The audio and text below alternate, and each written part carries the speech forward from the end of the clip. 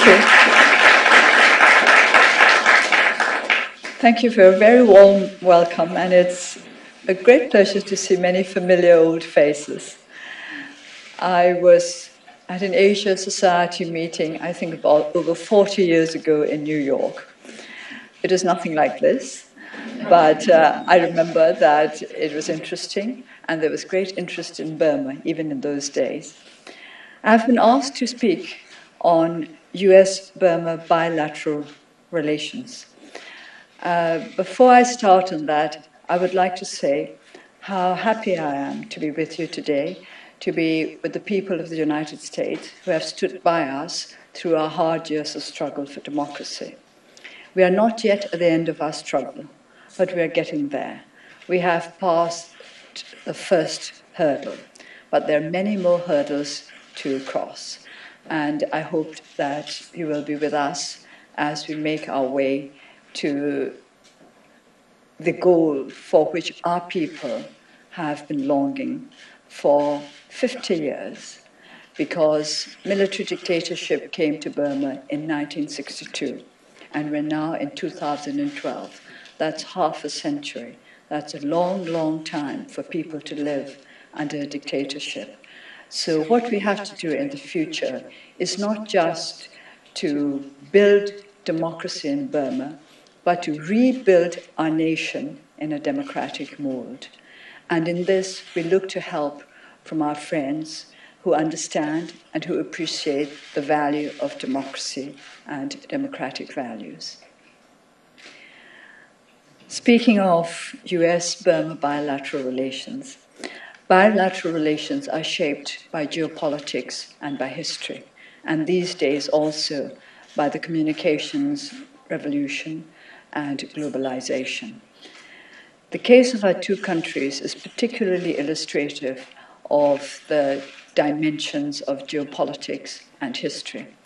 Because we are situated between China and India, the two biggest powers in Asia, and because we are on the border of South Asia and Southeast Asia, our position is unique.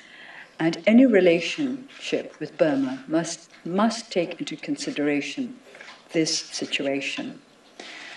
As soon as Burma started re-engaging with the United States, or the other way around, as soon as we started re-engaging with one another, questions were asked as to how this would impact on US-China relations. People naturally associate US-China relations with US-Burma relations. There were many questions asked as to whether the United States' engagement with Burma was aimed at containing the influence of China in Asia. This is a natural question, and one that I think, if we have to answer honestly, cannot be answered simply. Because I do not think that any country could claim, either the United States or China or Burma, that our relations have nothing to do with the relations that we have with other countries around us. And it is only natural that United States relations with Burma should have some impact on United States relations with China, and also that our relations with the United States would impact to a certain degree on our relations with China. But I think that this could be taken forward in a positive fashion. It does not mean that because Burma is engaging now with the United States, that its relations with China should in any way deteriorate. Also, it does not mean that because the United States is engaging with Burma, it should in any way be seen as a hostile step towards China. We can use our new situation to strengthen relations between all three countries. For us, to put it very simply, it would be to our advantage for the United States and China to establish friendly relations. This would help us a great deal, and this is what I look forward to. Burma has had a good history of preserving friendship with many different countries following many different ideologies. As it was one of the first countries to recognize communist China back in the 1950s, it was a country which had particularly warm relations with India to its west. And when we became independent, we were considered the country most likely to succeed in Southeast Asia. This is an honor that we have lost over the last few decades, but we think that we can regain this honor with the help of our friends, including the United States. As I said, bilateral relations are a product not just of geopolitics, but of history.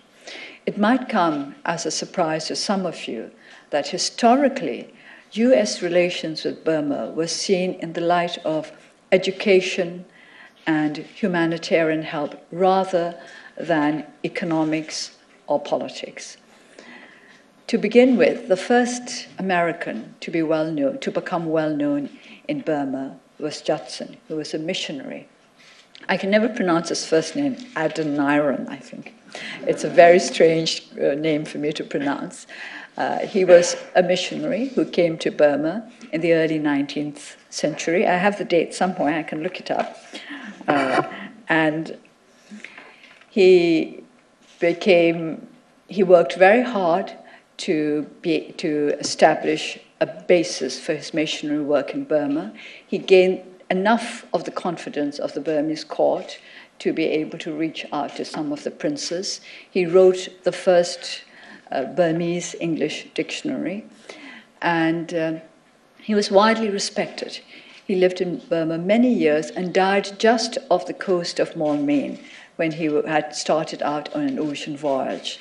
So obviously his fate was linked to Burma in very many ways. One of our first colleges was named after him. Back in the old days, before we had Rangoon University, we had two colleges, University College and Judson College.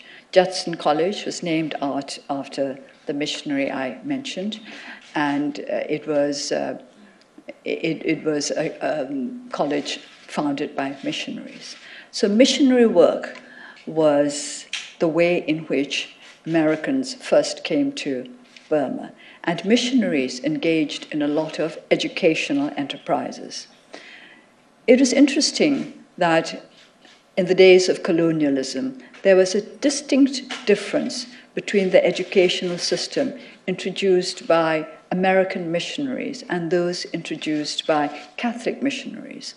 The great majority of Christian institutions in Burma were either Catholic or, Christian educational institutions in Burma were either Catholic or Baptist. The Catholics, of course, had convents and boys' schools run by Catholic priests, while the American Baptist Mission set up a number of schools for girls as well as for boys. The girls' schools were particularly well known. The difference between the educational institutions run by the American missionaries and the Catholic missionaries was that the American missionaries, while of course they proselytized, that was their job after all, they were very keen on preserving the traditional culture and manners of the local people. So that in the ABM, the American Baptist Missionary Schools, the girls wore Burmese costume, whereas in the convents they wore gym tunics. And also they were more inclined to take up Christian names, whereas the great majority of girls who went to ABM schools retained their Burmese names and their Burmese costume. The American missionaries also encouraged the preservation of Burmese manners, so that the products of the ABM schools were considered very proper, very well educated, but also very much aware of Burmese manners of courtesy. My mother went to one of these schools. She went to a very famous ABM school in Rangoon, known as the Kemadine Girls High School, because it was in the Kemadine area of Rangoon. And all her life, she was stamped by her years there. Very proper, very disciplined, very precise, very elegant. And now I myself went to the English Methodist High School for a number of years, which is actually an American Methodist institution, although it is called the English Methodist High School. I learned there a lot of hymns.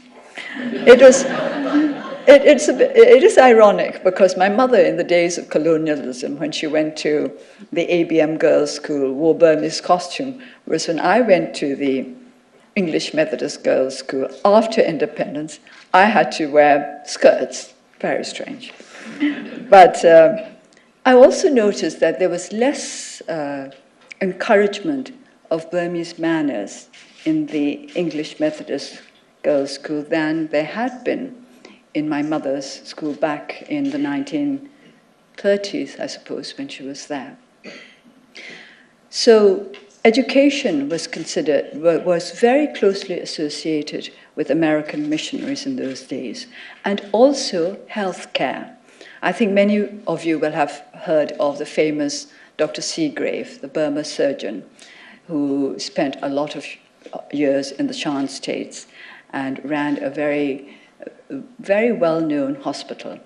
And when I was growing up in the 1950s, after independence, one of the very best hospitals in Burma was considered to be that run by the Seventh-day Adventists. So we associated American relations with Burma more with education and humanitarian help than with politics or economics or democracy. The first books I ever borrowed was from the Eustace Library in Rangoon. So that also was well known. And of course, we mustn't overlook the importance of Hollywood films and pop music. That also had a great influence on the young of Burma in my day.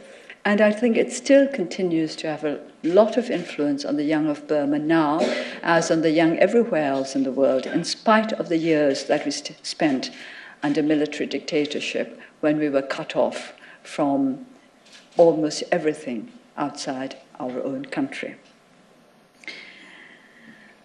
The years of military rule eroded the relationship between Burma and the United States.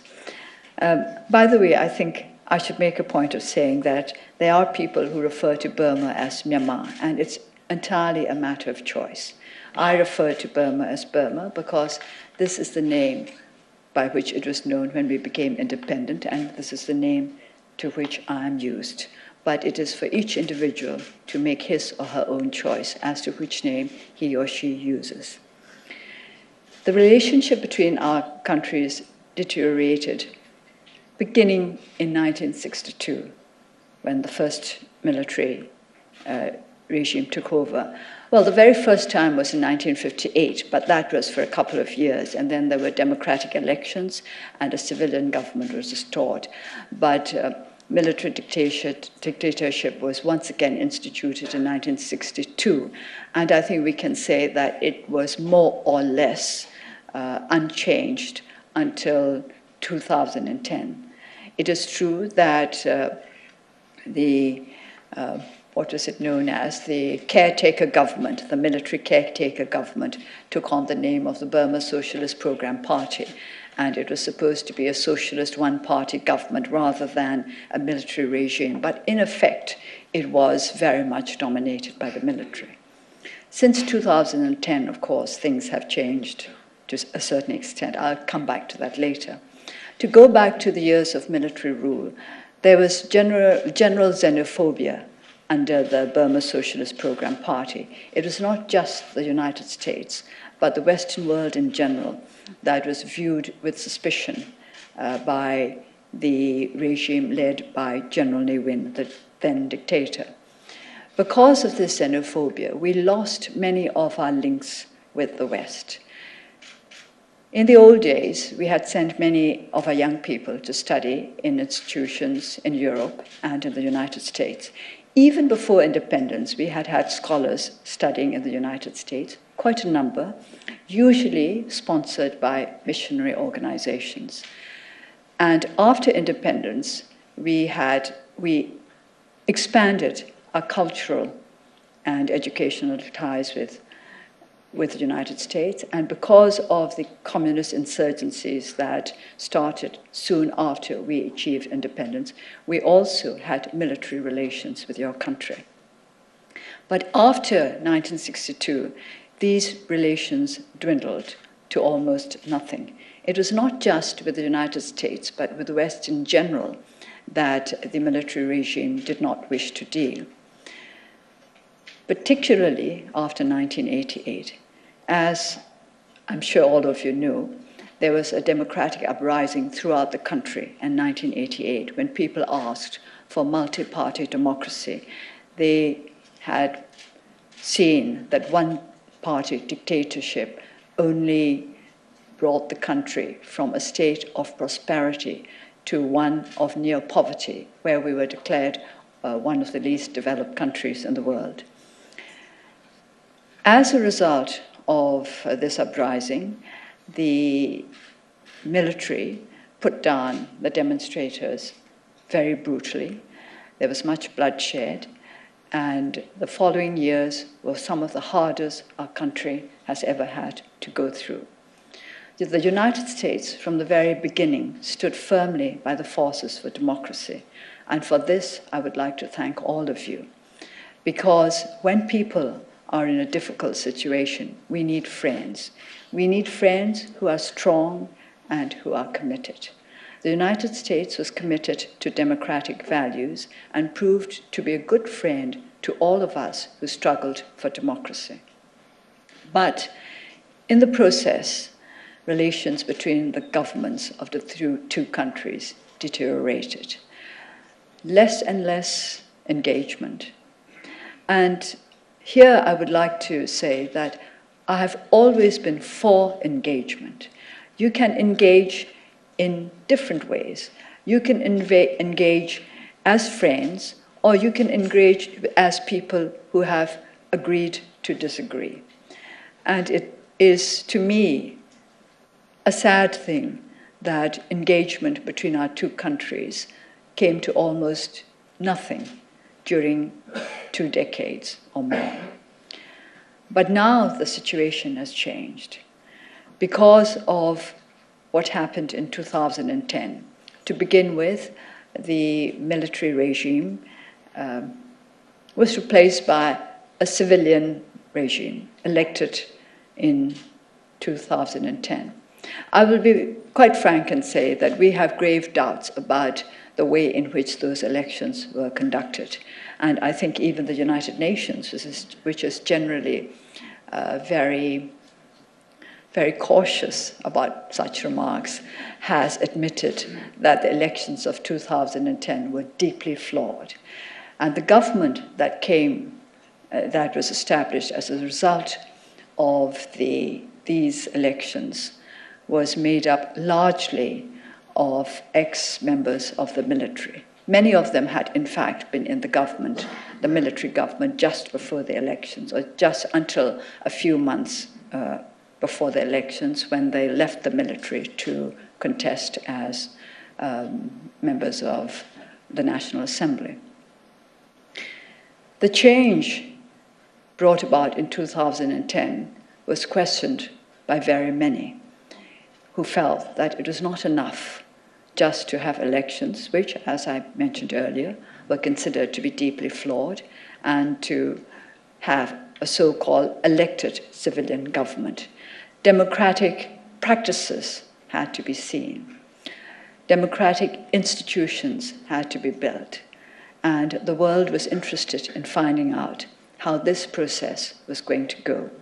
And the United States, in particular, was interested in how far along the path to democracy Burma was actually going to go.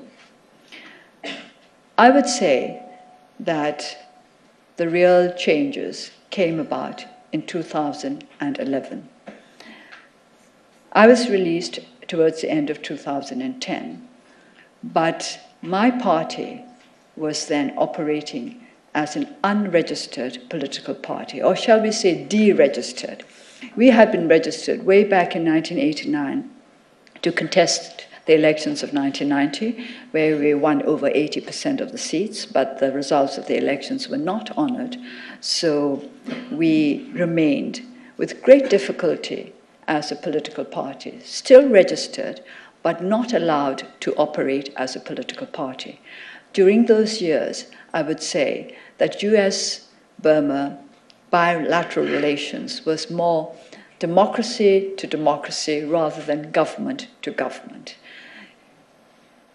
After 2010, things began to change a little. There was a greater push for re-engagement with Burma because of the new civilian government and because I had been released, although my party still remained deregistered because we had refused to take part in the 2010 elections. To take part in the 2010 elections, our party would have been obliged to expel all its members who were under detention, including myself. And also, we would have been obliged to reject the results of the 1990 elections. And moreover, we would have to take an oath to uphold and defend the Constitution of 2008. This is the Constitution which we felt was not conducive to the building of a genuine democratic society. Apart from the fact that it allowed for 25 unelected military representatives to take part in all the assemblies, from the national to the local level. It also provided for the Commander-in-Chief to take over all powers of government at any time that he considered necessary for the sake of the country. For this and other reasons, we felt that we could not take the oath to defend and protect the 2008 Constitution. But there's a little story to that, I think, which should be a lesson to all of us, that when you read the Constitution, you just don't read the body of the Constitution, you should read the appendices as well, which I have to say we did to begin with, but we forgot to reread them. So in 2011, when President U Thein Sein made it possible for our country, for our party to be re-registered, it was done on the understanding that the regulations for the elections and for party registration would be changed, so we would not have to expel any of our members who happened to be under detention. And secondly, we would have to agree to abide by and to respect the Constitution, which is fine by us. I think everybody has to do that in any country. And also the Speaker of the Upper House made a statement to the effect that 1990 elections had been won by the NLD. So this amounted to a withdrawal of the necessity to reject the results of the 1990 elections. Well, we went in for the by-elections in April, last April, a few months ago. We contested 45 seats. These were the seats vacated by members of the government, because under the Constitution, if you become a member of the government, you have to vacate your parliamentary seat. So we contested 44 of them. We won 43. I'm very annoyed to say that we lost one. But this has made us the biggest opposition party in our National Assembly. And when you consider that there are altogether 651 members, 44 is not too much. But we found just after the elections, that we had forgotten to look into the words of the oath that we would have to take. These remain the same as the previous election regulations we had to undertake to defend and protect the Constitution. Well, there was a lot of soul-searching over this. We wondered whether, on principle, we should refuse to do this. But politics is about compromise. It's about being practical. It's about being down to earth and to do what is best under the circumstances. The people who had voted for us were very anxious for us to get into the National Assembly. They understood our dilemma with regard to the wording of the oath, but still, the great majority of our people wanted us to enter the National Assembly and to serve them through the legislative process. On top of that, many of the ethnic nationality parties that already had representatives within the National Assembly were keen for us to join them because they felt that this would strengthen us as, I do not know whether I should refer to them as opposition parties, but certainly they felt that they could work together with us and that to a certain extent we could counter the overwhelming influence of the Union, Solidarity and Development Party, which had won over 80% of the seats. So we thought about this very carefully, and in the end I decided that as we were the ones who had made the mistake of not looking through all the appendices carefully, we would have to confess our mistake and to respect the will of the people who had voted for us, and also to respect the desire of our friendly parties to work with us. And we decided to take the oath. Well, I took it, but we still stand by our party platform, by election platform, which is first, rule of law, second, an end to ethnic conflict in our country, and third, necessary amendments to the Constitution. And as the Constitution itself allows for amendments, but only with over 75% of the votes, which means we'd have to get at least not just all the civilian votes, but at least one member of the military bloc to vote with us, because they have 25%. Still, I think we did the right thing when we decided to enter Parliament. I think this is when we had to start thinking very seriously about new US-Burma bilateral relations. Burma had certainly started out on the process of democratization. But how far will it go? How sustainable is it? How genuine is it? Those are the questions. I think these questions have not yet been answered in their entirety. How genuine is the process? How sustainable it is? It will depend on all of us. First of all, it will depend on the people of Burma. The people of Burma, as represented by those in the legislature, will have a lot to do with it. We must also remember that the reform process was initiated by President U Thein Sein. I believe that he is keen on democratic reforms. But how the executive goes about implementing these reforms is what we have to watch. And when we think of democracy, we have to think of the three props of democracy, the three arms of democracy: the executive, the legislature, and the judiciary. We cannot judge how genuine or how sustainable the democratization of Burma is simply by looking at the executive. Neither can we do it by looking simply at the legislature, nor by looking simply at the judiciary. Actually, if you were to look just at the judiciary in Burma, you'd probably see nothing, because this is our weakest arm. And this is what we are trying to build up in the legislature, through the legislature itself and through the Committee for the Rule of Law, of which I'm fortunate, or unfortunate, I don't know, to be chairman. And we all have to work together.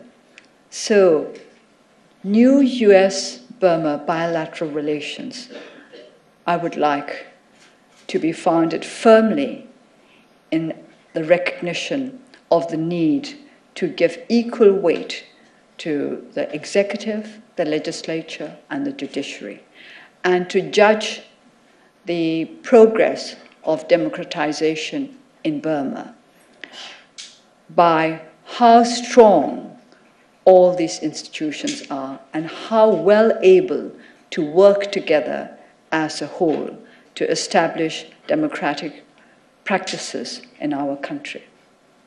Our people have been divorced from democratic values and democratic practices for many decades.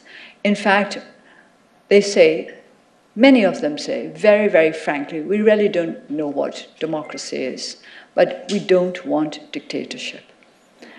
When they voted for us, when we went around the country before the by-elections of April, I asked many of them why they wanted democracy. And they usually would say, we want to be able to lead our own lives freely. They wanted the freedom to be able to decide their own destiny. This was a very simple wish on the part of many of our people. They also wished to be taken out of poverty. Burma has become very poor over the years under military dictatorship. And US-Burma bilateral relations will also need to be built on policies that will help to raise us out of poverty. For many years, the dictatorship in Burma claimed that US sanctions had no effect whatsoever and they did not care. But then lately, in the last years of military rule, United States sanctions were blamed for all the economic ills of Burma. Not just the economic ills, but other ills as well. And there is great eagerness for these sanctions to be removed. On my part, I do not think that we need to cling on to sanctions unnecessarily, because I want our people to be responsible for their own destiny and not to depend too much on external props. We will need external help. We will need the help of our friends abroad from all over the world. But in the end, we have to build our own democracy for ourselves. And we would like US-Burma relations to be founded firmly on the recognition of the need for our own people to be accountable for their own destiny. We need the kind of help that has been given to us by the United States historically in the fields of education and health, in the fields of humanitarian aid. Our education system is in a shambles. Many of our people are barely educated. 15% of our children do not go to school at all, and of the rest, hardly 20% make it through high school. So Burma's educational system is in dire need of reform, and we need practical help. Our health system is in exactly the same situation.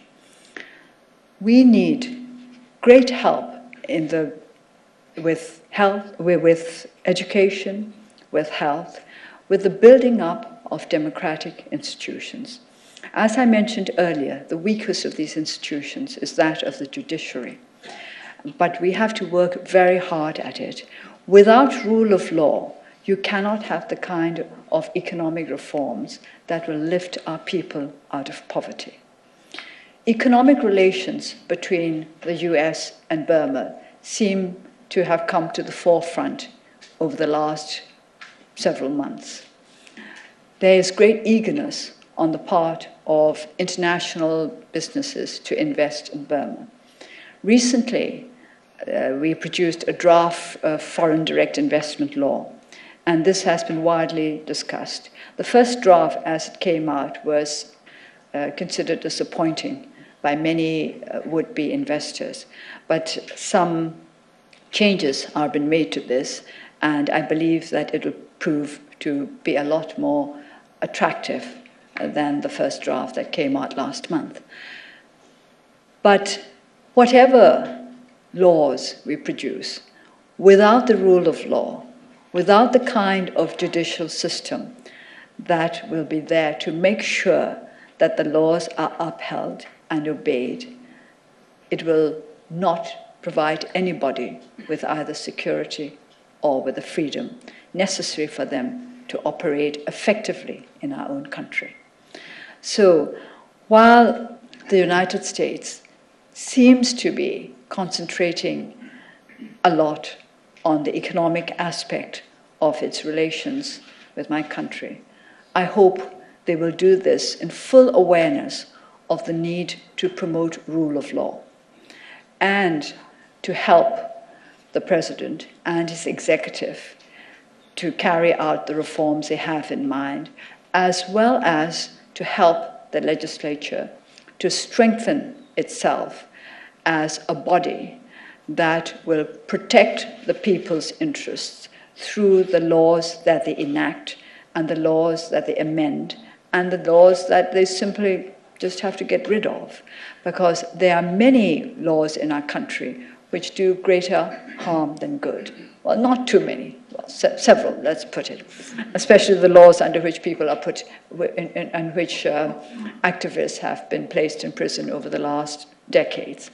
I think many of you will have heard that recently there was a release of prisoners in Burma, 500, of which we understand about 90 are political prisoners, which would mean by our count that over 200 remain, 200 political prisoners remain in prison. On top of that, this is according to the list of the NLD. There are other lists which are longer than this. I think the list that is accepted by the United States is rather longer than ours. So that would mean, by United States count, more than 300 or even more than 400 people still political prisoners remain in prison today. By our count, about over 200 remain. All these will have to be freed. If you talk about genuine democratization, there should be not a single political prisoner in the country. There should be no prisoners of conscience, because in a genuine democracy, people should be able to act in accordance with their conscience, so long as they are not infringing on the rights of others. Rule of law and human rights cannot be separated. It says in the preamble to the Universal Declaration of Human Rights that human rights should be protected by the rule of law. This is the principle to which the NLD has adhered. During the troubles that have arisen in the Rakhine State, we have always kept to this principle, that there must be respect for human rights and there must be rule of law. This is the way in which we can diffuse the tensions that created the communal violence taking place, well, not taking place, which took place as recently as a few weeks ago. The government has formed a commission to look into the situation in the Rakhine. The NLD is a political party, seen as the opposition party, as the major opposition party. We do not want to make political capital out of the situation in the Rakhine State. We want to give the government all the opportunities it needs to diffuse the situation there and to bring about a peaceful settlement. We do not want to criticize the government just for the sake of making political capital. We want to help the government in any way possible to bring about peace and harmony in the Rakhine State. Whatever help is asked from us, we are prepared to give if it is within our ability to do so. But it is not for us, we are not in a position to decide what we do and how we operate, because we are not the government. I think this has to be understood by those who wish the NLD to do more. What we can do is to declare our principles and our preparedness to help in every way we can.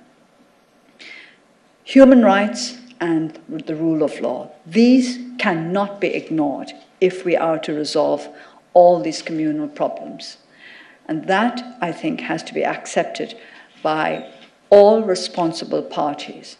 To ignore either human rights or rule of law, or to insist on human rights and pretend that rule of law is a different matter, will not work.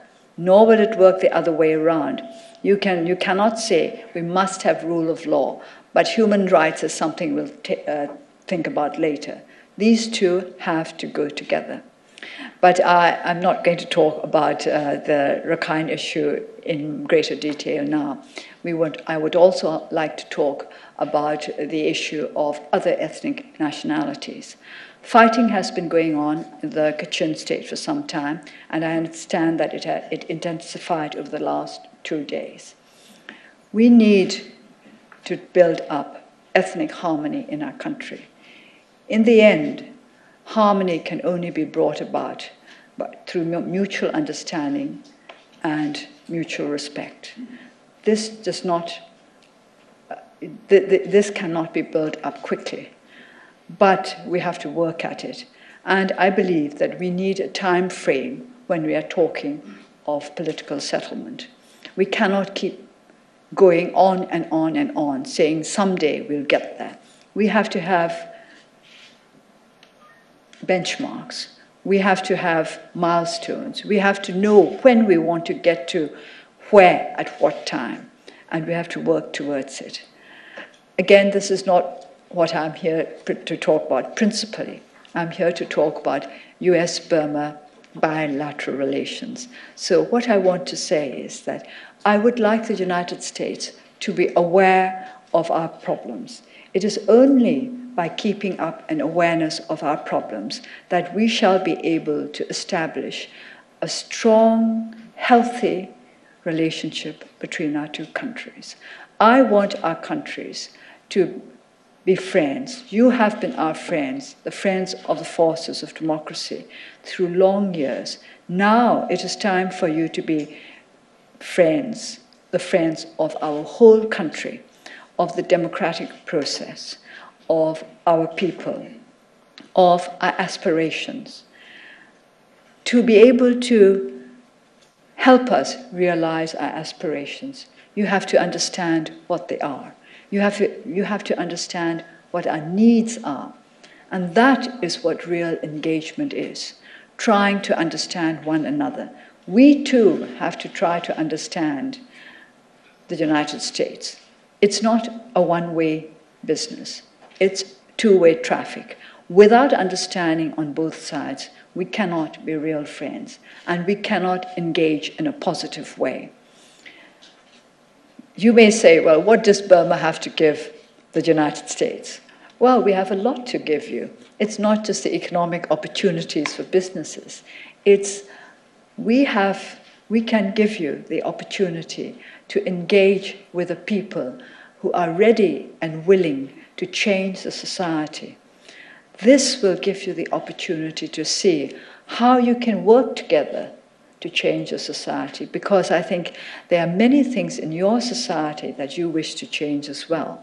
I don't think there's a single country in the world that can be said to be perfect.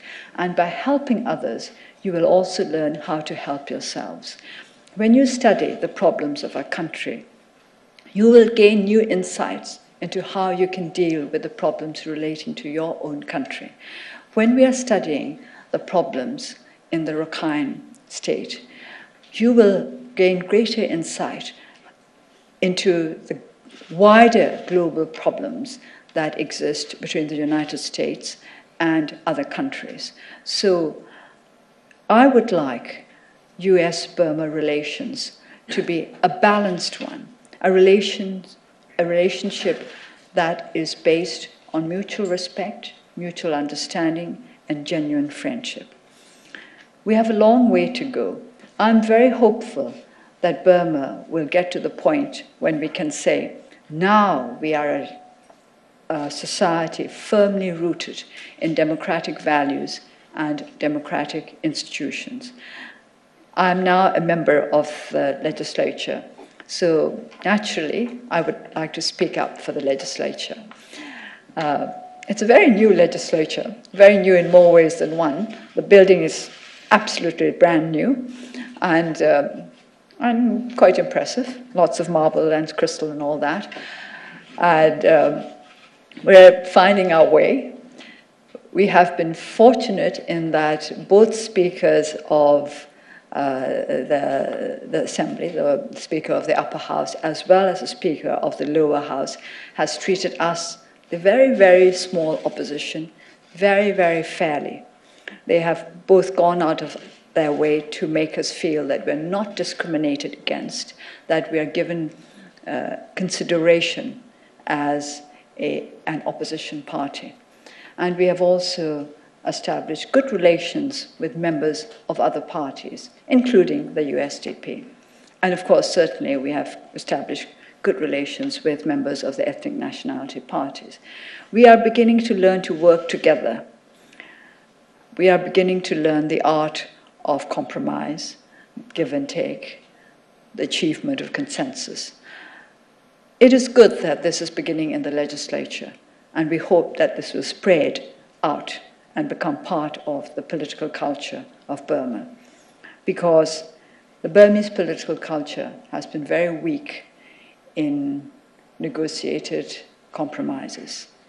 It is not the way we have worked for a good many years. But if we are to resolve the problems that now face our country, we will have to learn the art of negotiated compromise. And we hope very much that the United States and other friends will help us in this learning process. In the end, US-Burma relations will be what we make of it, we here now, because we are the ones who are going to lay the foundation for the relationship between our two countries. What happens over the next few years will decide how strong and how healthy the relationship between our two countries will be. So I hope that all of you will take this as a common task to be carried out together with commitment and with confidence, because I am sure that we will succeed in our endeavor. Not easily. There are many, many obstacles in the way, and I'm not going to talk about this because I think when the question and answer session comes, everybody is going to talk about those obstacles, and then I will deal with them. So may I just bring my part of this proceedings to a conclusion by saying that I would like to thank all of you for what you have done for our country in the past, and I look forward to the future when we shall be able to do much for one another. Thank you.